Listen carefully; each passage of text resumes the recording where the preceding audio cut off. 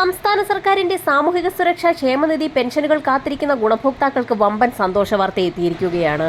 October മാസത്തിലെ pension തുകയുടെ വിതരണം ഇന്നലെ മുതൽ സംസ്ഥാനത്ത് സജീവമായ സാഹചര്യത്തിലാണ് വീണ്ടും സന്തോഷ വാർത്ത എത്തിയിരിക്കുന്നത്.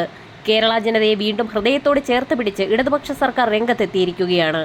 സംസ്ഥാന സർക്കാർ നൽകുന്ന ക്ഷേമ പെൻഷൻ 2000 രൂപയാക്കി വർദ്ധിപ്പിച്ചു എന്നുള്ള വാർത്തയായിരുന്നു കഴിഞ്ഞ ദിവസം പുറത്തുവന്നത്. പെൻഷൻ തുകയിൽ വലിയൊരു വർധനവ് വരുമ്പോൾ ഇന്ദിരാഗാന്ധി ദേശീയ വാർദ്ധക്യകാല പെൻഷനുകൾ, വിധവാ പെൻഷനുകൾ, ഭിന്നശേഷി പെൻഷനുകൾ, കർഷക തൊഴിലാളി പെൻഷനുകൾ, അവിവാഹിത പെൻഷനുകൾ, സർക്കാർ സഹായത്തോടുകൂടി പെൻഷൻ തുക വിതരണം ചെയ്യുന്ന വിവിധ ക്ഷേമനിധി ബോർഡുകൾ വഴി പെൻഷൻ തുക സ്വീകരിക്കുന്ന ഗുണഭോക്താക്കൾ എന്നിവർക്ക് പുറമെ വിധവാ, വാർദ്ധക്യ, ഭിന്നശേഷി പെൻഷനുകളിലായി 8 ലക്ഷത്തോളം വരുന്ന കേന്ദ്രവിഹിതം കൂടി ചേർത്ത് പെൻഷൻ തുക കൈപ്പറ്റുന്ന NSAP വിഭാഗത്തിൽപ്പെടുന്ന പെൻഷൻ ഗുണഭോക്താക്കൾ എന്നിവരിൽ ബാങ്ക് അക്കൗണ്ട് നമ്പറുകൾ നൽകിയിട്ടുള്ള 26.67 ലക്ഷത്തോളം വരുന്ന ആളുകൾക്ക് ബാങ്ക് അക്കൗണ്ടുകളിലേക്കും 24 ലക്ഷത്തോളം വരുന്ന ആളുകൾക്ക് സഹകരണ സംഘം ജീവനക്കാർ വഴി കൈകളിലേക്കും തുക എത്തിച്ചേരും. ഒക്ടോബർ മാസത്തിലെ പെൻഷൻ തുകയുടെ വിതരണമാണ് ആദ്യഘട്ടമെന്നോണം ആരംഭിച്ചിരിക്കുന്നത്. അക്കൗണ്ടുകളിൽ തുക എത്തിച്ചേർന്നിട്ടുള്ള ഒട്ടുമിക്ക ഗുണഭോക്താക്കൾക്കും 200 മുതൽ 500 രൂപയുടെ വരെ കേന്ദ്രവിഹിതത്തിൽ കുറവ് വന്നിട്ടുണ്ട്. ഇവർക്കുള്ള വിതരണവും ഇന്നു മുതൽ സജീവമാകും.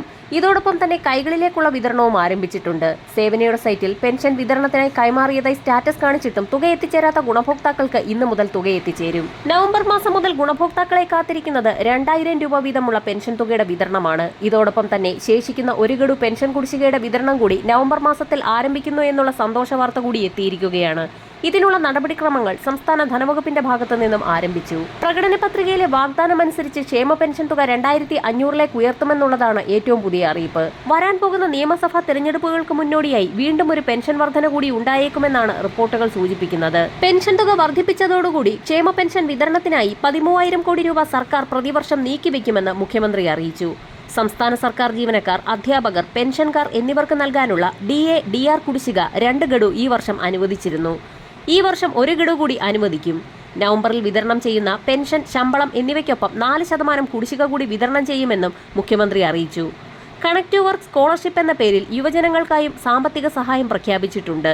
നൈപുണ്യ വികസന കോഴ്സിൽ പഠിക്കുന്നവർക്കായി 1000 രൂപ വീതം സർക്കാർ സഹായം ലഭ്യമാക്കും. 5 ലക്ഷത്തോളം യുവതീ യുവാക്കളാണ് പദ്ധതിയുടെ ഗുണഭോക്താക്കളാവുക. അംഗനവാടി വർക്കർമാരുടെയും ഹെൽപ്പർമാരുടെയും പ്രതിമാസ ഓണറേറിയം 1000 രൂപ വീതം വർദ്ധിപ്പിച്ചതായും ധനവകുപ്പ് അറിയിച്ചു. 66,240 പേർക്ക് ഇതിന്റെ പ്രയോജനം ലഭിക്കും. പ്രതിവർഷം 934 കോടി രൂപയാണ് ചെലവ് പ്രതീക്ഷിക്കുന്നത്. ഇതിനു മുൻപ് 2024 ഓണറേറിയം വർദ്ധിപ്പിച്ചത്. കുടുംബശ്രീ ADS-ന് പ്രവർത്തന ഗ്രാന്റായി പ്രതിമാസം 1000 രൂപയും നൽകും.